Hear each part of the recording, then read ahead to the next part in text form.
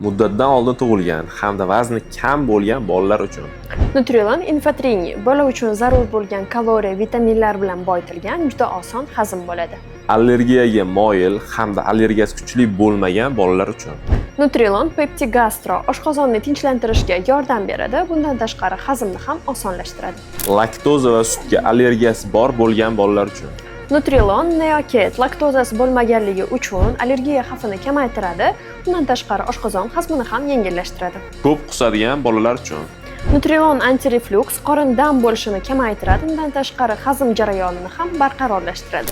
Ich qotishi hamda hazm qiyin bo'ladigan bolalar uchun.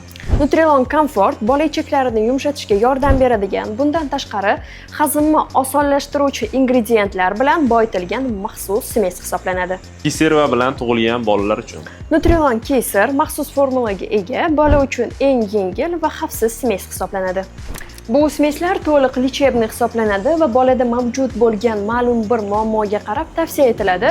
Ularni oddiy smeslarning o'rniga o'zboshimchalik bilan berish tavsiya etilmaydi. Albatta, lichebniy smeslarni berayotganda pediatr shifokor bilan maslahatlashib, keyin berishni tavsiya qilamiz.